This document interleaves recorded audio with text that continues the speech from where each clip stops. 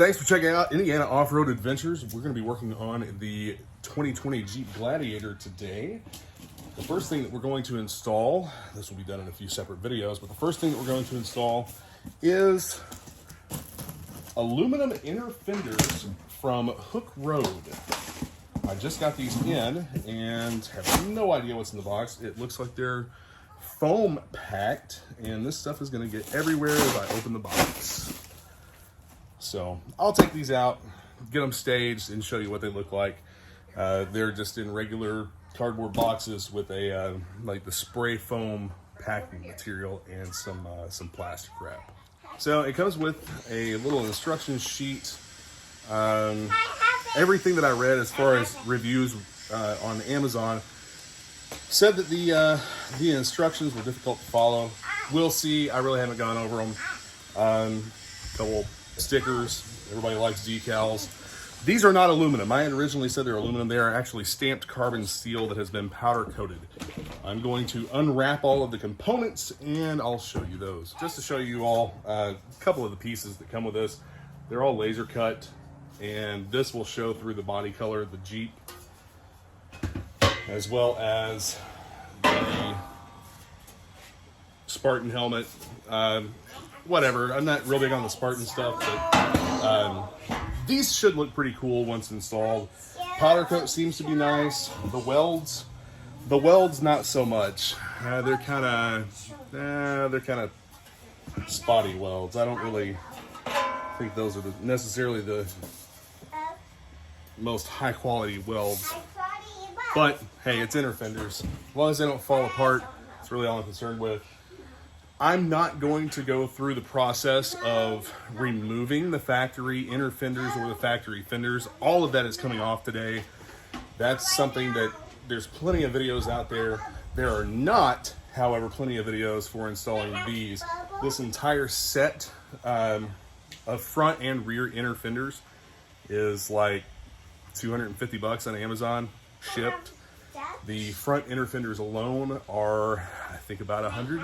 So anyway, I'll post links to these items in the description of the video for you. So the laser cutouts do not show body color unless you paint the panels that attach to them body color. This is the way it works. These are a light gray color. So these panels go inside to kind of seal that off and make the design visible from the outside.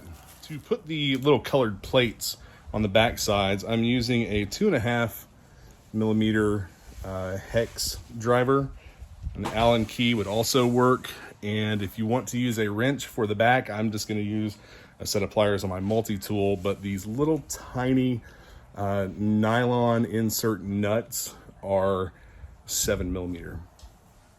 This is what the plate looks like installed. You have the 4 button head screws, but unfortunately that plate bows a little bit, so the holes are a little bit off from where the holes on the actual inner fender piece are drilled or where they're cut. I think that all of this is probably laser cut. So there are some things that they do not account for that I will show you on the other side. I'll film more of the assembly process and how you should put this together. I ended up not following the very shoddy constructions. The instructions are terrible. I ended up putting most of this together on the vehicle. Just kind of a fitment play to make sure that everything went together the way it should, and it did not. So all of these pieces I kind of assembled as you see them. The bends are not necessarily perfect, but everything is pretty much where it needs to be. The brackets are good. These 2 brackets are good. This was not very well thought out, and the bracket behind that is a complete and total pain to put together unless you have very small hands. Now, since everything's in, it looks pretty good. There's not a whole lot of gaps or anything where stuff will get, you know, up in behind it, except right here by the shocks.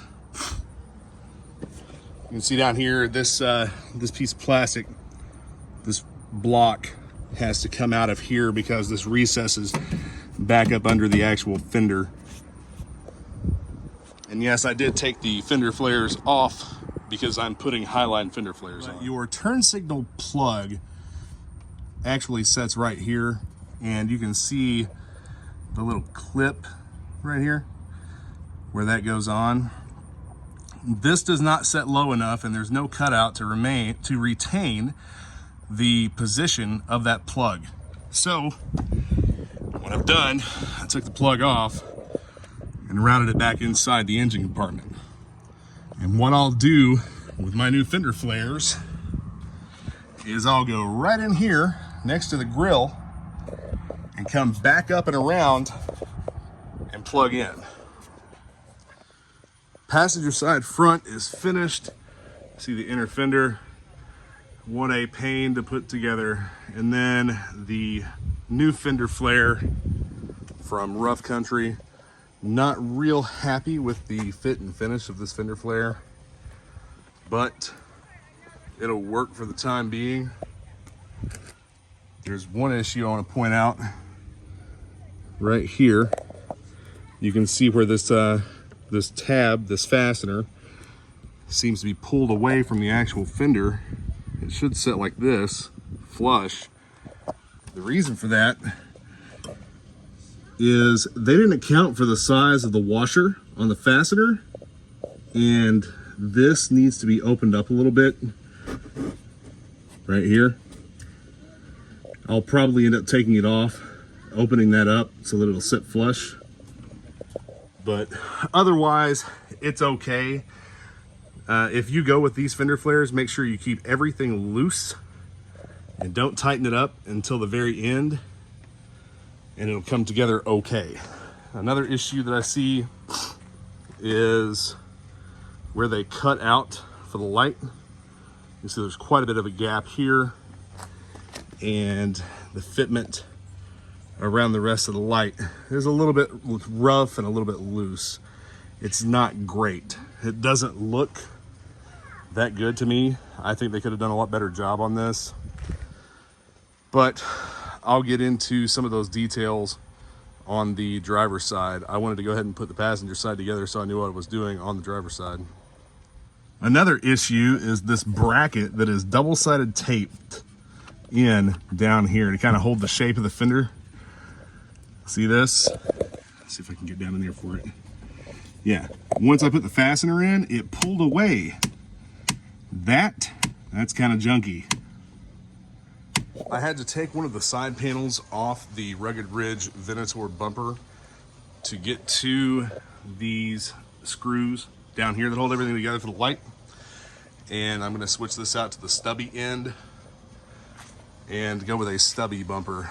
See how that looks with these. But you'll see how the entire front will be more open and exposed here. This is not in order according to the instructions. Yeah, I sprayed some of the dirt off. I'm going to show you where this first mounting bracket goes for the front. Right here, right above this body bushing.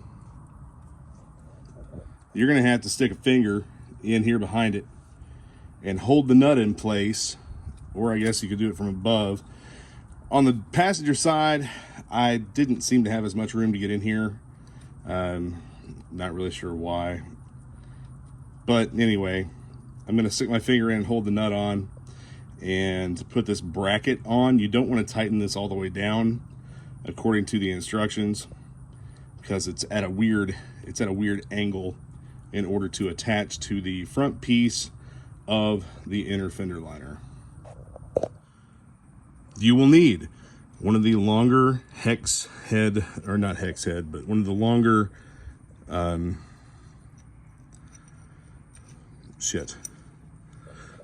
you will need one of the longer Allen bolts and a flat washer. This will go into this piece like this. Personally, I think this is overcomplicated for absolutely no reason. Anyway, I got it started. I held the nut with a pair of pliers and got the bolt started. But you'll basically just hold your finger back here and tighten this bolt. I can't hold the phone and tighten it at the same time, but you get my point here. Now that the bracket's installed, not super tight enough that it's going to hold it in place, and it'll still be able to move if need be.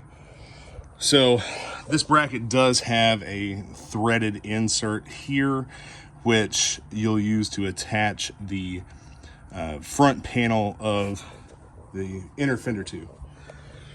So we look back here, I have unhooked the turn signal pigtail, and there is, I think I showed you this, it has to come off this mount. I broke it, whatever, it'll still function, but I'm gonna weave this in up in through here so that we can still plug our turn signals in. Not nearly as much stuff in the way on this side as there is on the passenger side. The passenger side was kind of a pain getting my hands in there to pull it up through, but here we are. It just kind of folds right inside. To install the hanging brackets on the main piece of the fender liner, you're going to use one of these L-shaped, kind of bent L-shaped brackets. Threaded insert goes down here behind the panel on either side, and you're going to use a flat washer with a long bolt.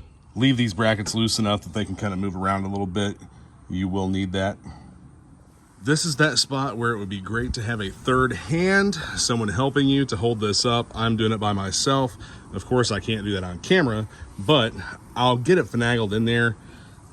These holes line up with the holes in here.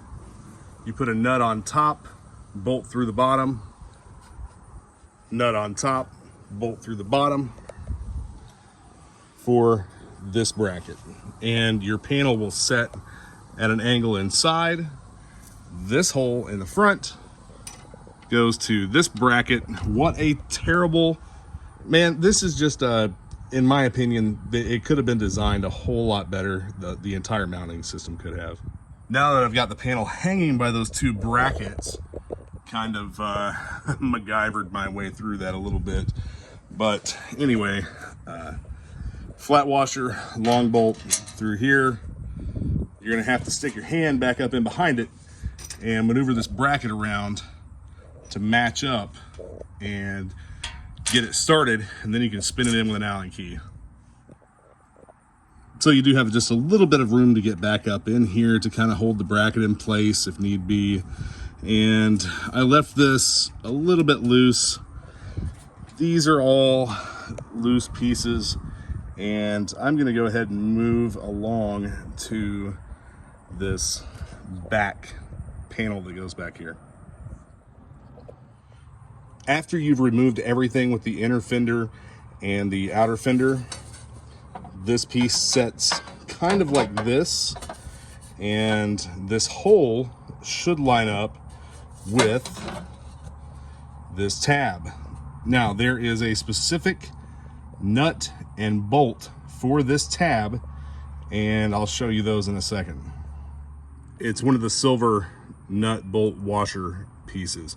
There are two of these. There's one for the passenger side, one for the driver's side. I have this just finger tight here. That little tab back there will bend pretty easy.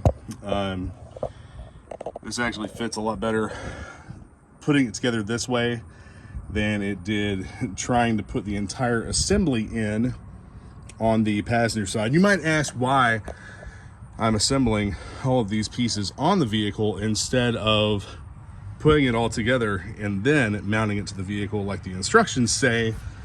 Well, one, because I'm doing it by myself, and two, when I tried that yesterday, nothing would fit in the way that it should. Nothing wanted to seat, I guess, kind of seat or position itself correctly.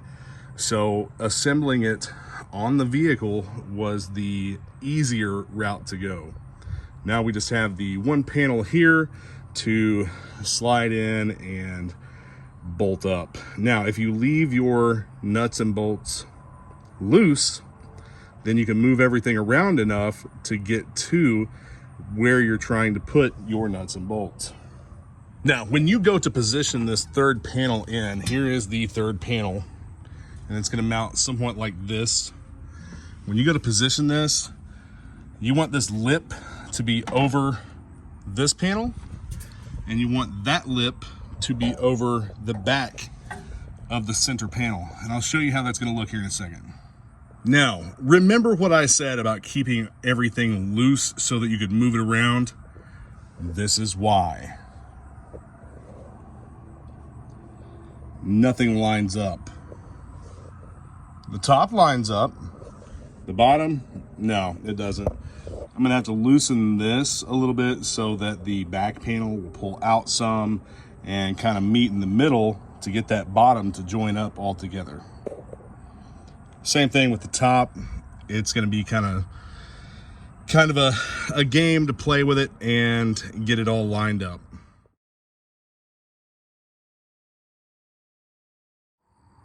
What worked for me on the other side is not necessarily going to work for me on this side. I'm going to go ahead and put these two panels together, and the last piece that I fasten will be that back bolt into the little tab back here. Top bolt is in, just barely finger tight with the nut.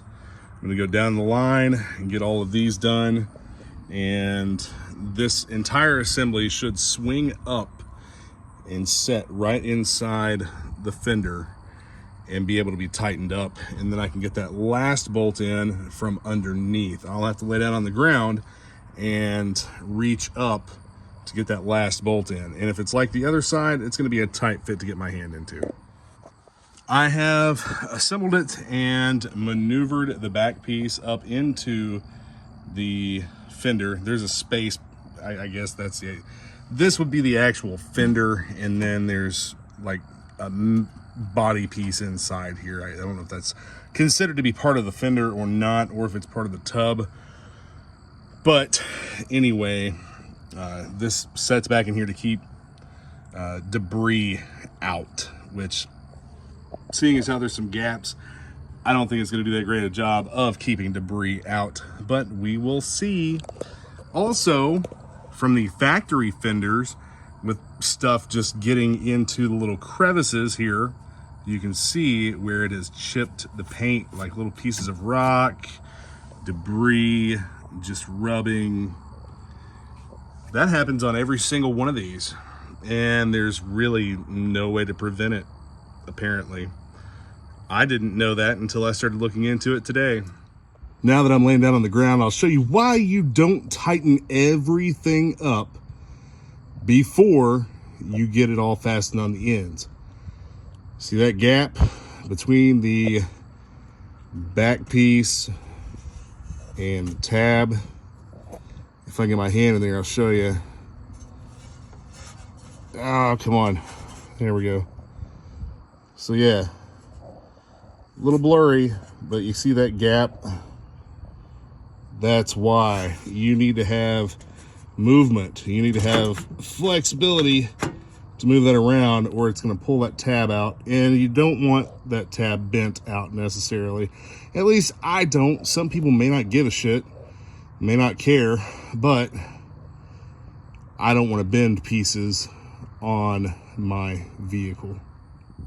After much struggle with the nut and bolt back here, I ended up having to loosen everything up just a little bit and push it back so that I could reach up inside. Anyway, it's a pain, but the inner fender is installed. I think they look really good.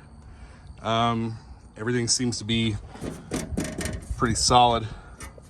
So, on to the fender. I purchased the Rough Country Highline fenders for the Jeep Gladiator, and these seem to be made almost exactly like the Rugged Ridge Baja fenders. They have the smaller opening for your turn signal light. They utilize the factory lights with modification. That's what they don't tell you, is that you have to modify your factory lights in order to use them inside this fender. The fit and finish of these fenders is not very good. It's they're pretty rough. So, I mean, You know, I guess that's in the name, rough country. But I'm gonna go through and trim all of the flash and just nastiness in this Fender. And there also has to be some holes drilled in the light bracket that you use for this. Also, I'm going to make an accommodation for one of the plastic rivets that wasn't very well thought out in the design for this Fender. Anyway, a lot of there's a little bit of fitting that has to be done. This is the last step in the updated facelift for the 2020 Jeep Gladiator. I'll get to the rear of it, the rear fenders and inner fender liners later on. I don't have time to mess with it today. What I've done is kind of carved this little section here out. Just a real quick job on that. No need for that to be pretty, in my opinion, but that allows the rivet to set flush where it should and actually protrude all the way through and fully engage in the fender. We'll begin the installation process on the fenders by lining up on your brackets and taking a couple of these little rivets. These just push in and engage with the fender. We're gonna go ahead and attach these two in the front and then one back here just to keep everything stable. As a matter of fact, we'll go ahead and put this one right here in. Still not a perfect flush fit, but a lot better than it is on the other side. I'll show you once it lifts up here. You don't have the big gap like I had on the other side. Getting started on the light bracket. So I've drilled my holes. I think this is a 17/64 drill bit that I'm using. I ended up using one that's a little bit oversized so that I had some wiggle room. You have 3 here on the bottom of the plate, and then you have 3 on the back of the plate. Now I'm going to disassemble the factory fender, get the light out, and show you where to cut. Now that all of the screws are out, be sure to hang on to all of those screws. You're going to reuse them. You will need to cut the top piece of this bracket off. You'll need to cut the top piece of this one off. It's going to be cut flush with this surface. And the same thing with the bottom. You're going to cut it flush with this surface. Clean it up, make sure there's no burrs, make sure there's no extra plastic hanging down after you cut this off. I'm using an oscillating tool and it just zips it right off without a problem. They suggest a cutoff wheel. I don't have a cutoff wheel handy that would be big enough to do this with at least, but I'll cut these off and show you afterwards.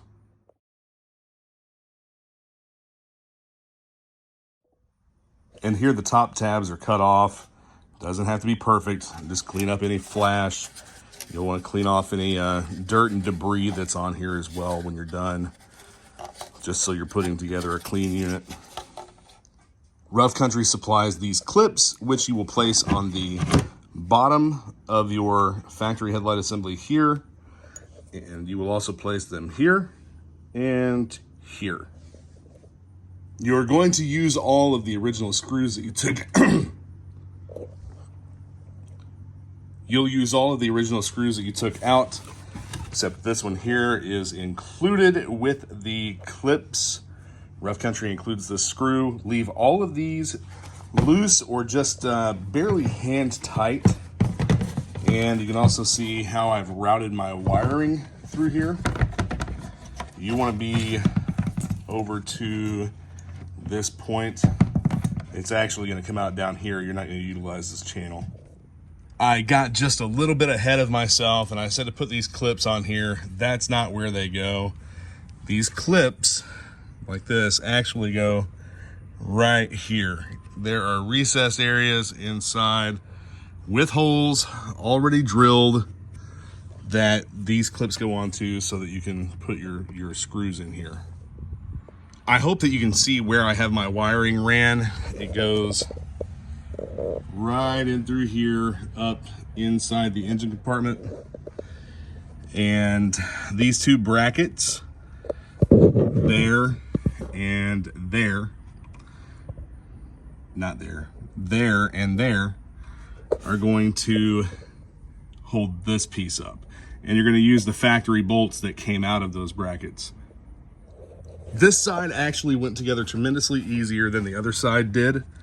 Not really sure why, but it did. As you can see, there's a little bit of play here, but it's not too bad.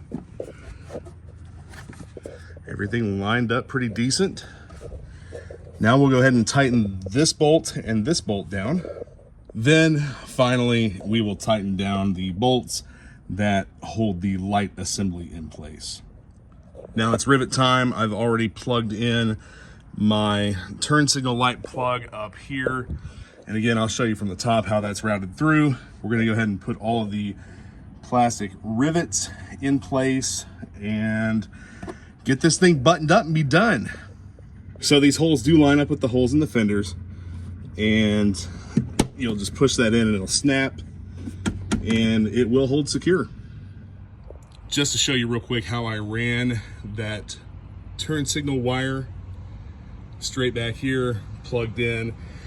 I wanted it inside the engine compartment and not in the wheel well, because I don't think having any kind of wiring in the wheel well is a good idea.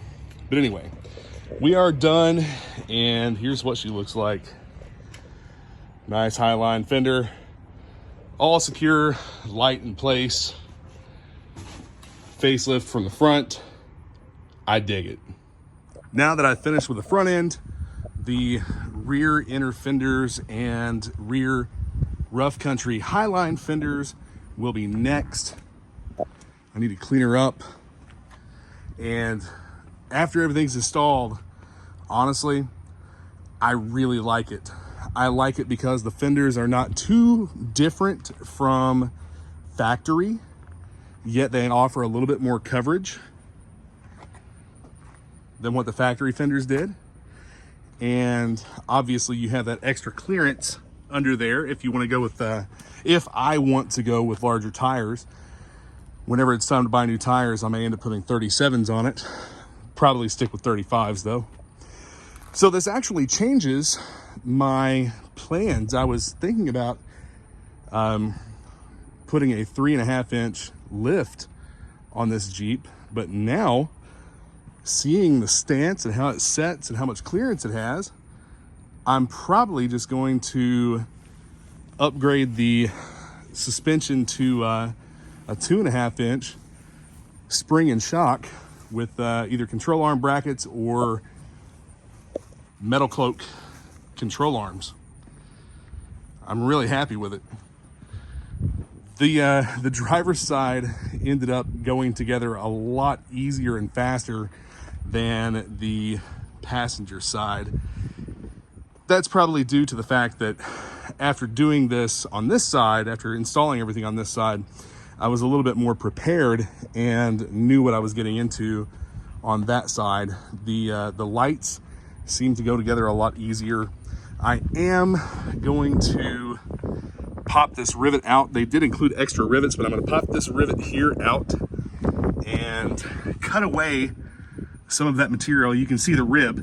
I'm going to cut away some of that material and let that set flush. That way we won't have this this little gap here. It'll just clean up the look. I need to wipe them down, and right now we've got construction going on in the neighborhood, and there's dust and dirt all in the air, but I'm really happy with the way that it turned out. I'll go through, tighten everything up again after a couple of days. I will have another video for the back end of the vehicle, and I have a Rock Jock anti-rock sway bar kit to install. Right now I have these JKS quick disconnect sway bar links, and I'm going to get rid of those and install that anti-rock sway bar. I may have already said this, but right now the Gladiator has a 2-inch spacer lift, but kind of a side-by-side comparison with a JLU. My wife's Jeep is here in the driveway as well. You can see the difference between the fenders and how much more clearance they have. And I really like the look of the stubby ends on the Rugged Ridge Venator bumper. I'm considering taking all of that apart and having it repowder coated.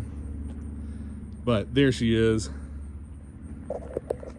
These are a pretty good, affordable option, an economic option. The Hooke Road steel inner fenders and the Rough Country Highline fender kit. I would probably do things a little bit different if I had them to do over, if I had more time to fine tune everything, but I am not unhappy with the way it turned out. Thanks for watching, checking out the channel and the video. Be sure to hit the subscribe button and the notification bell so that you get notified whenever I post new content. And I'll post links to these items in the description. Pretty sure that you can purchase all of the parts except for the bumper pieces on Amazon.